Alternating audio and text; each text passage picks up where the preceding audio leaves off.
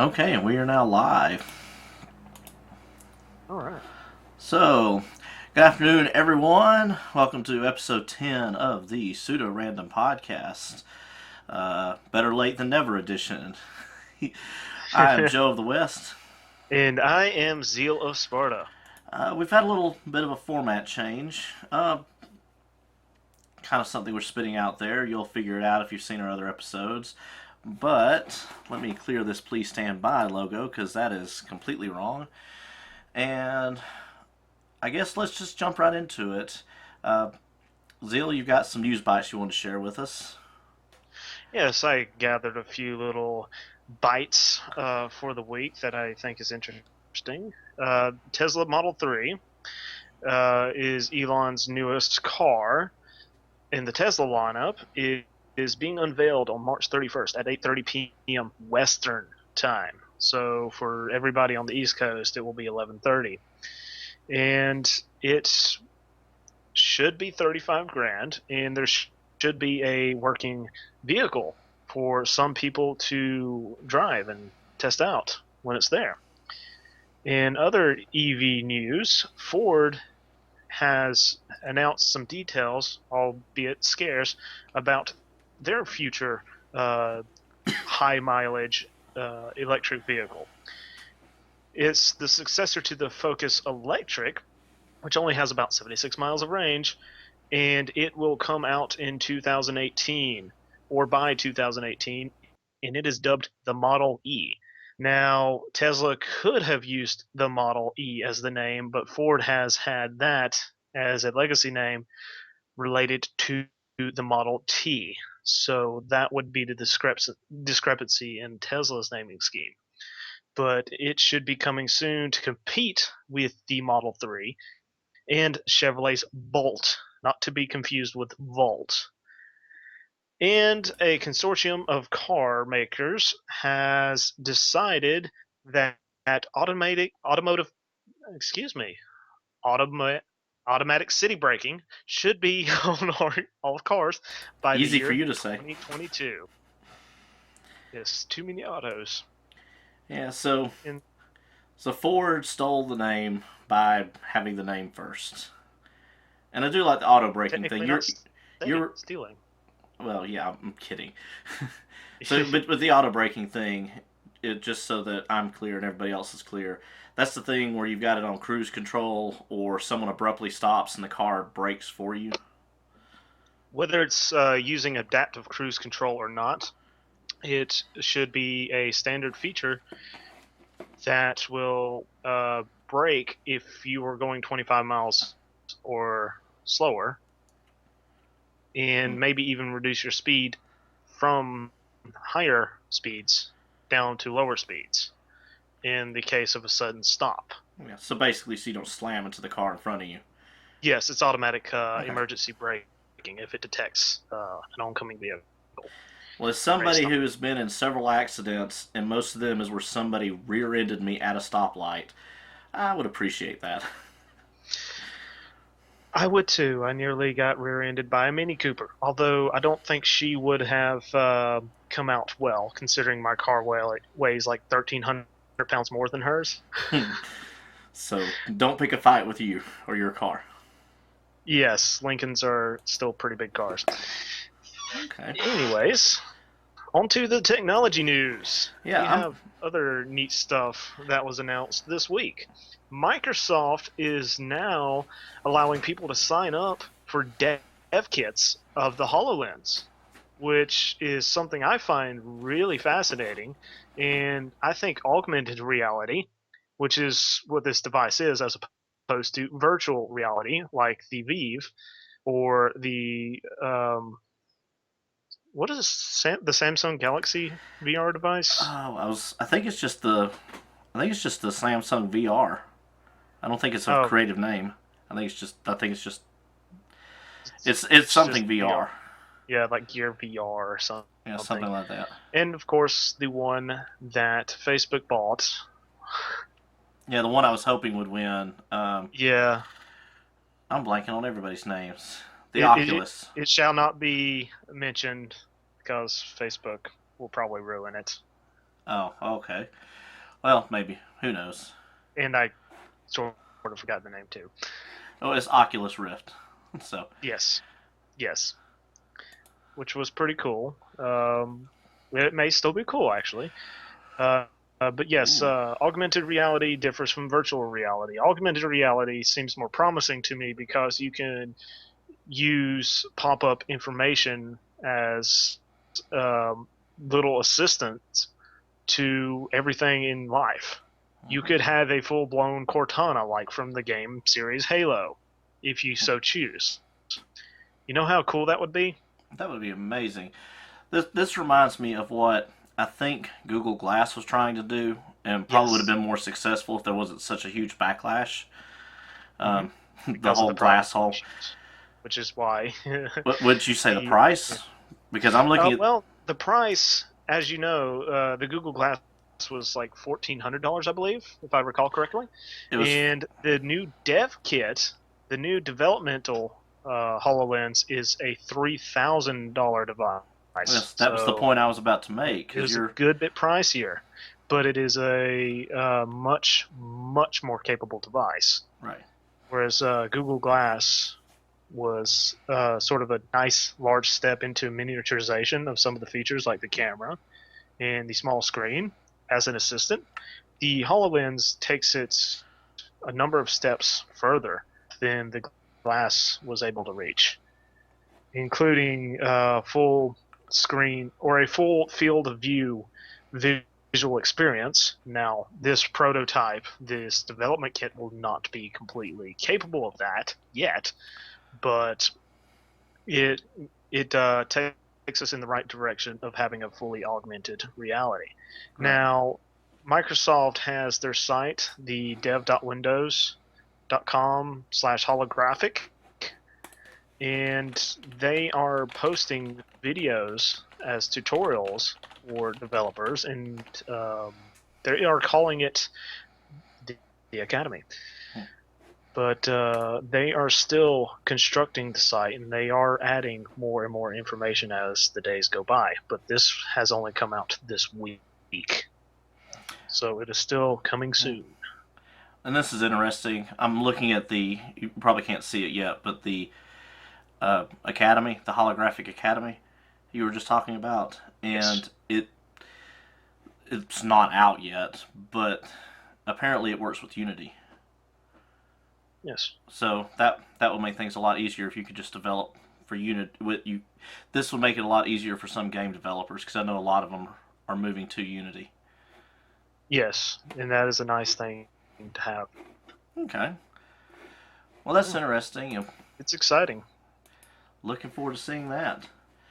Well, the next story is mine, and I wouldn't call it augmented reality. I mean, I guess it's kind of augmented reality. It's augmented music. Basically, this company, as a quote unquote art project, made a basically made a pill that you take and it would play out a bass rhythm. And then I guess I could show a little bit here, but basically, while it's playing the bass, that only you can hear, there would be it would you would have this thing you'd rub on your back or something that would play the treble songs, the treble tones. But the idea is you could basically have private personal music playing all the time that only you could hear. But the catch is, or one of the major issues, I can't mute it, so I guess we won't play it. Um, the major issue is it causes severe gastrointestinal distress. So, Because rumbling in your tummy is natural. well, because it's literally That you've got something in your intestines thumping. So, yes, it's the digestible punching bag yeah. or Well, you don't punching digest it, bag. you poop it out and have to collect it. Mmm. But anyway, I thought this was a neat idea. It's the same kind of idea that the what is it called? The jawbone, where it presses against your head, except this would be internal. Yes, that uses uh, trans. What's the proper term? Transducing of bones.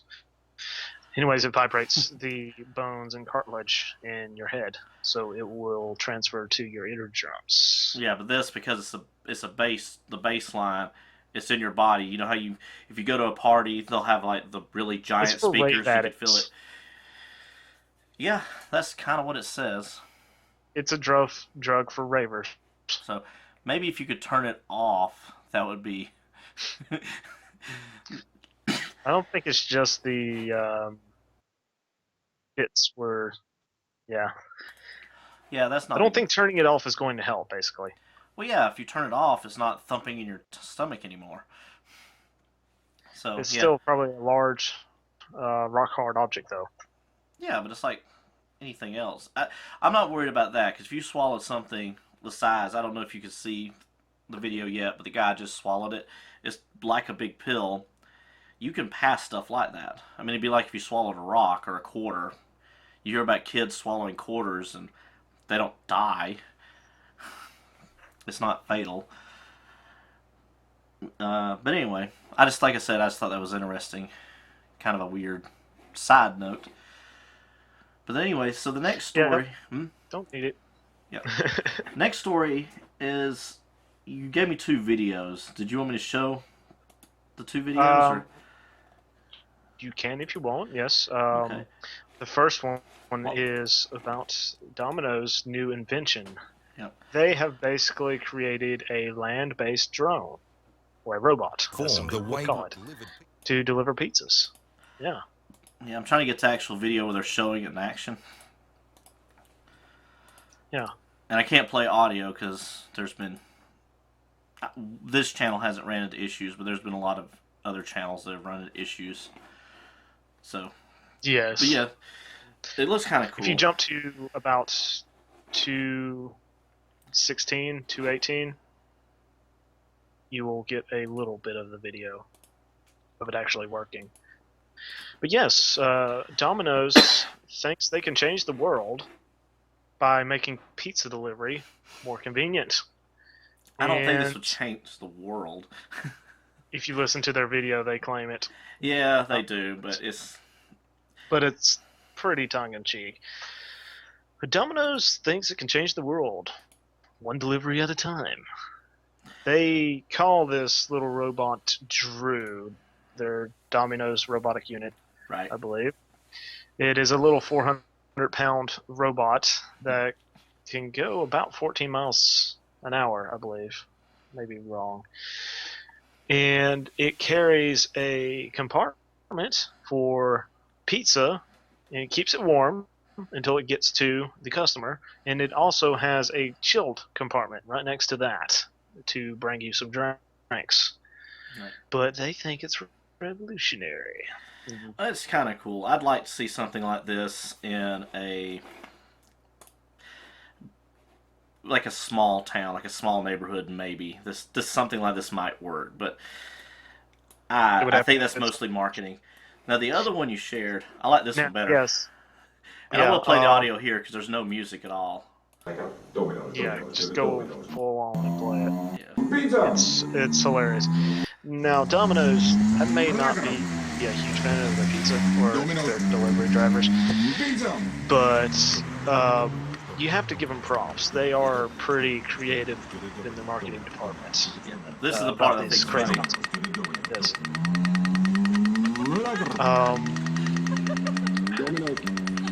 Yeah, so basically, well, I'm stealing your story, but yeah, it's neat that the guy's basically just going,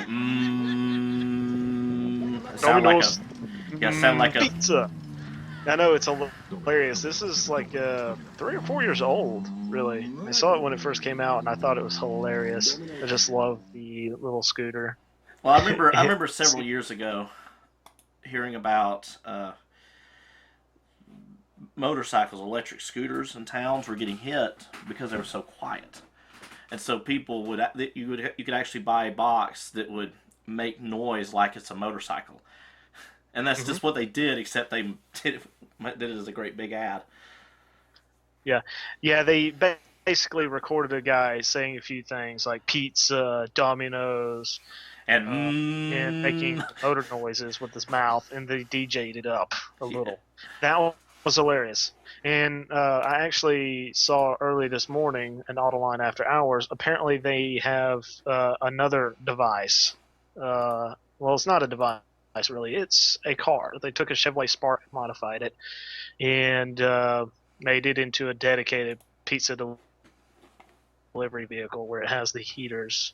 They call it an oven, but it's a warmer. Right. But he praised. The president sounds like he was a nice guy and all, but his delivery drivers are overstated, and that's a touchy subject for me because nearly getting rear-ended by a Domino's pizza delivery woman, driving a Dodge Caliber 80 miles an hour through a red light. Yeah, well, she was breaking the changing law. lanes at the last second, huh? Yeah, she was breaking the law. And she was breaking. I guarantee she was breaking her contract, her employment contract, because I don't know if you remember this, but back in the '90s and I think in the '80s is where it got started. There was this big thing where 30 minutes or less or it's free. It was a delivery guarantee from all the pizza places. Well, they quit that because there was so many people getting into accidents because if they didn't make the delivery within that 30 minutes, it came out of the pizza delivery guy's pay, so he would, run red lights and hop over curbs and everything. So that's why that got rid of. Yeah, the thing is, this woman was coming back from a delivery. The reason I know this is we were both heading to the same shopping center at the same time, and yes, I pulled in right after her, saw her get out, caught the tag number and everything. She looked like she was mad at the world. Well, whatever. It is what it is. It's already happened. I got a stereotypical pizza delivery guy one time. Really? Drove an import, had his music bumping, and he went in to park next to my car, and he ran all over the curb just to get in there. He had plenty of room to go in straight, but yeah, he didn't make it. But yeah, let's move on. Yeah, so the next story is slowly eventually coming up. This one's kind of nerdy, so I'm not going to spend a lot of time on it because I don't know how much anybody would be interested in it. But there's a library, Glab, which is used to resolve DNS lookups. So when you type in, if you go and type in youtube.com, you don't obviously, but your computer doesn't know where youtube.com is. So if you go to youtube.com, it comes up with a number, something like, well, I can literally show you, and that would be a Minecraft server I'm running. That would not be right. So if I go,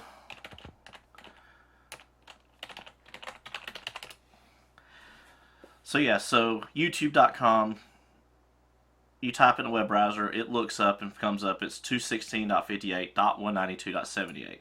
It's kind of like a phone number is the common example that's given.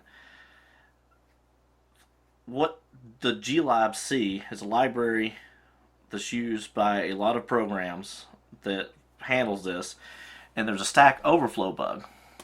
And where this becomes an issue is that theoretically you could use this, a remote attacker could basically, if they got between you and your DNS server, could spoof the DNS response, exploit this bug, and basically get your computer to do arbitrary code, run arbitrary code. Right. I think I'm reading it from the Red Hat version of it, which is a Linux distribution, and I don't think it's that big of a deal. I just think it's interesting. I just want to bring it up because it was an interesting story at the time, and I really don't want to get into how to actually go through it. But if you want to read the article in the show notes, you can get a lot more information on it. But like I said, it's basically a man-in-the-middle attack that would be awfully hard to exploit, and it's something that pretty much only affects Linux. So, and Okay. the reason it's deemed critical is it's one of the standard libraries, which means basically everybody who needs to do DNS lookups in Linux goes through this library. So, Okay. it And Linux is used for a lot of servers, so that could be an issue. it's a lot of servers. It's used for routers. Like I would almost put money down if I was the kind of person who made bets that your router is running Linux. My router's running Linux. The media player modules are running that we use at work. They're running Linux. It's because Linux is highly customizable. It's very lightweight, except for a couple of distributions. But I blame the people handling those. But yeah, so that's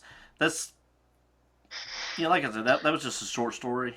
I didn't want to go too much into Yeah. detail on that. It just I guess I mostly want to get your thoughts on it because it's something that theoretically, if I went to a website, because when if I go to youtube.com, just picking on YouTube again, they I have a DNS. My query comes from my computer to my router. My router doesn't know what it is. It sends it out to the internet. If somehow, somewhere, there's a DNS server that's wedged in there, or the DNS server I use happens to get hacked, then I'm open. My router could be compromised because I know it's running Linux. Mm-hmm. Okay. So, any thoughts? Or is Needs to that get fixed. well, yeah, obviously, and this story actually came out in February, I believe. Yeah, February 23rd. So it's entirely possible that this has already been patched and is being rolled out. And that is one of the neat things about having a common library. If a bug's found in a common library, they fix that common library and it's fixed for everybody. Yeah, So, that is one of the beauties of an open source software code well, base. it's not even that.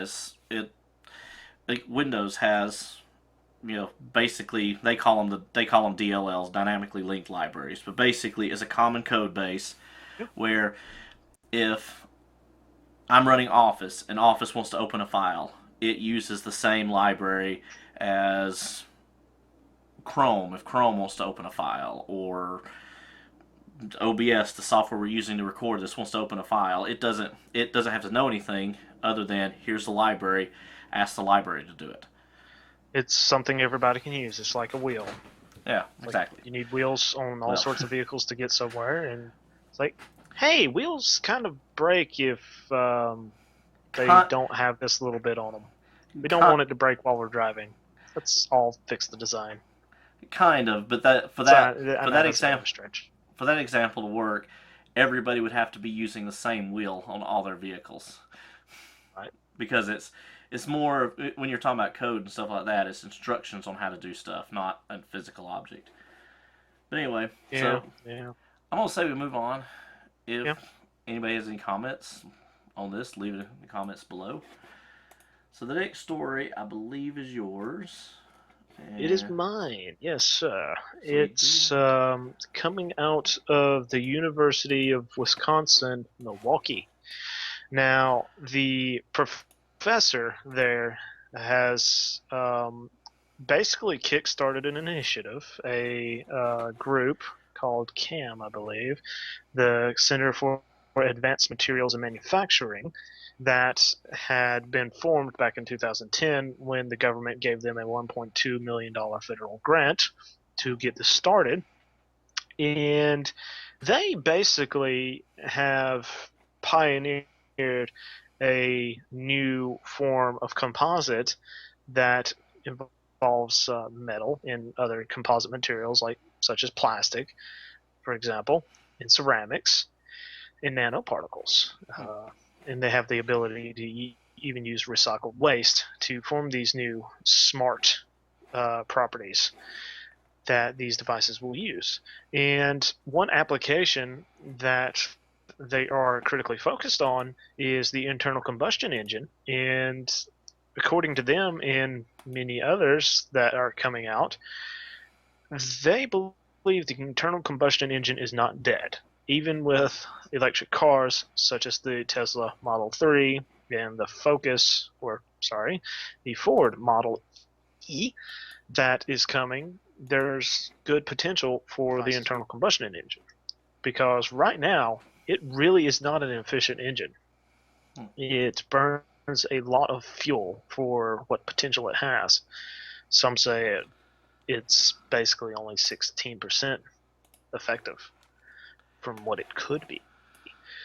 But metallurgist Pradeep Rotaki, who is with this initiative, has worked with one of his former students, an alumnus who works at Intelligent Materials, I believe Intelligent Composites, which is a company, to scale up a process to make these mixed metal composites, or otherwise what they're calling smart metals, to apply to engines and other moving parts.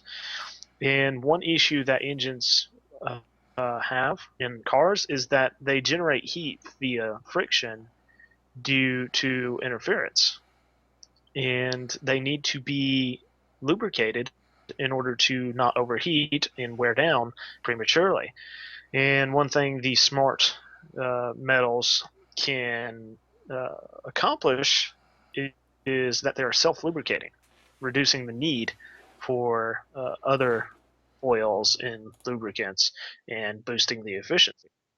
And one internal combustion engine that is known to be horribly inefficient, quite frankly, is the rotary engine that was used in a number of cars, but the most modern car being the Mazda RX-8. It was a tiny, tiny little displacement engine. It was a 1.3 liter, but it put out a good amount of horsepower, around 220, I believe. And it would drink fuel like it was going out of style. It would spew smoke and burn oil. Well, using these mixed metals, they have been able to take a rotary engine and boosts its efficiency by about 35%, using this this idea, and it has potential. Well, we will have links in the description for the full article for physics.org, or phys.org for short. And there's a couple of videos to go along with that. I suggest you read in much. So that's great potential. It does. This sounds great. My question is, and this being the last story, is the one I didn't actually get time to look at before we started. But does it say how they self-lubricate? Is it, or because it sounds like you would have to have something that would break down molecularly to become the lubricant. Yes, it secretes it, basically. Yeah.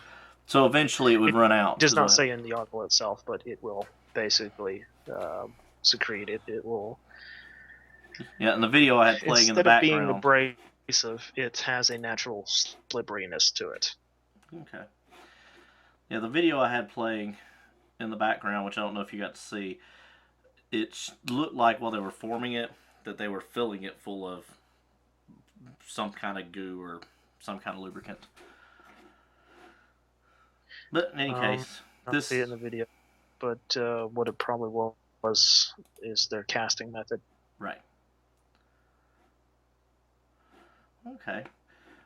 Well, that's, I believe, was the last story. No, actually, I have the last story. So I don't know how how much of our audience has this, but I grew up in the 80s. 80s/90s. So yes, I'm definitely dating myself with this one. You're a millennial. Depends on which definition. So back in the 80s, well, we'll get in that later. Back in the 80s, He-Man was very popular. And the music was done. The music. Let's see if I can find the guy's name. The one who did the. Yeah, it doesn't say here. The guy who. I don't know why I'm blanking on everything today. The guy who It's orchestrated Sunday. the We music. don't It is do very this. yes. It's Sunday. It feels like it's Monday, but whatever. The guy who did the orchestra did a very good job. It's very the show, whether you like it or not, the music was very well orchestrated. And I'm not playing it here because the company who owns the rights to He-Man has made it very, very, very clear they don't want this stuff rebroadcast. In fact, there it is on the screen right now. So I'm not going to play it, but I do encourage you to go look at the link, go listen to it if you like, just well orchestrated background ambient music. Um, I wouldn't suggest watching the entire hour and 46 minutes, but what makes this impressive is that the guy who did the orchestration and played the music originally, he's passed away. The musicians have passed away. There's no original copy, but this one guy took the time, analyzed the tracks of the music, and restitched all the music together. And he did a really good job. It actually sounds better than a lot of the music in modern shows, which So is it was a sad. quality remaster. Yeah, pretty much. He basically took all the background noise and the people talking and all that stuff. He managed to clean all that out and get enough samples, like the Skeletor theme. That's the very first one in this video. That's played over and over and over. So what I suspect he did is he took a recording of it being played on this episode, and then took another recording and used the pieces that were messed up. Someone's talking over it here, somebody's talking over it there, or there's stuff blowing up. So I think he just basically clipped out the bad parts and pulled, basically cut and pasted and all that stuff. So that was my little bit of random. I always like to end these shows with something I find, interesting or funny that's not necessarily a tech story.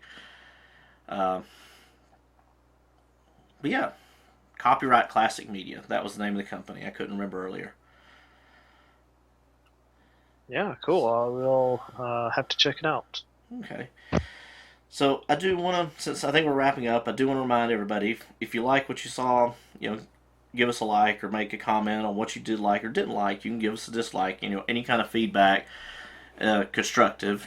Obviously troll stuff's not useful, but pretty much any kind of feedback's useful. And Troll us, I dare you. Okay. So now anybody who trolls us is directly Zeal's fault. He will be held personally responsible and liable for anything that happens. Huzzah. But no, on a serious note, if you want to follow more of what I do, you can watch me on the same YouTube channel you're watching this, youtube.com/JoeoftheWest.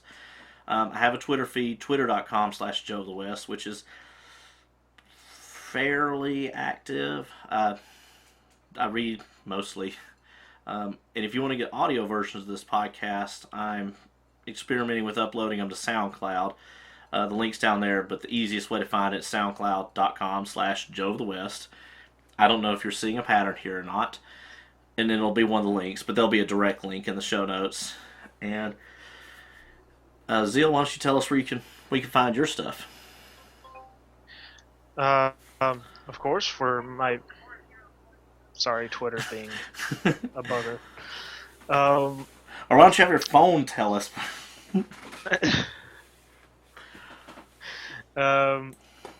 Maybe next time.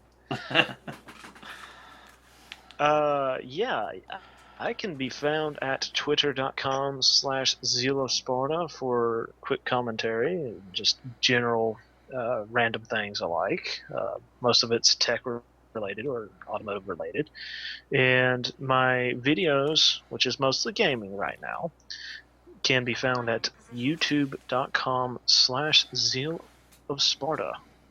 And I like to post from time to time. Yeah, if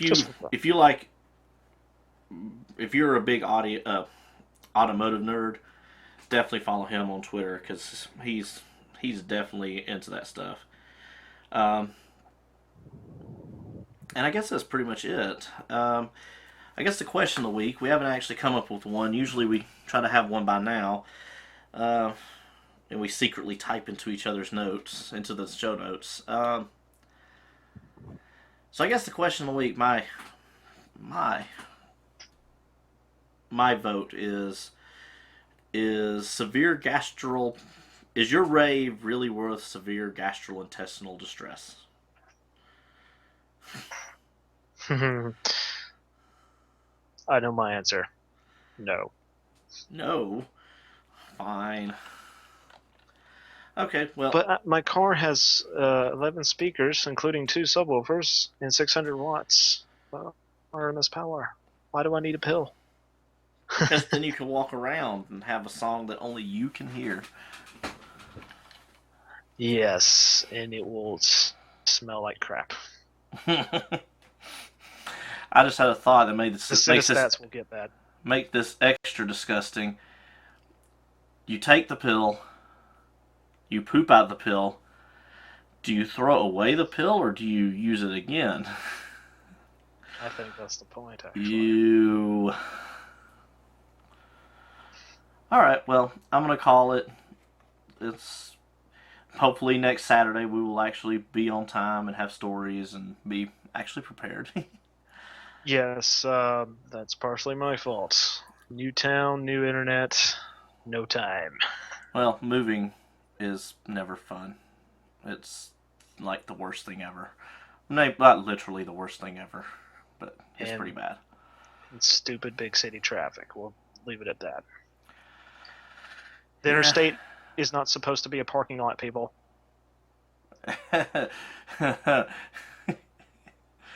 Yeah, well, you were not prepared.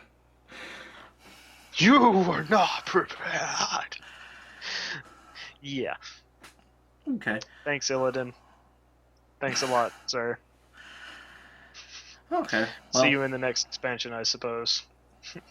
Yeah, the next expansion is Legion, so that would be a big one for him.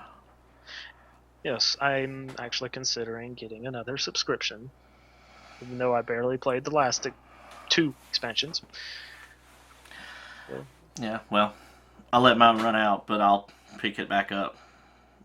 Even if it's just for 1 month? Well, do 2 or 3. That should be good. Yeah. Because if you go in and actually play, a couple hours a week, I think it'll be fine. You can never only play a couple hours a week. Yeah, you can. Yeah, but garrisons, man, you have to spend an hour a day, every day. Yeah, no, you don't. It will swallow your soul. It demands it.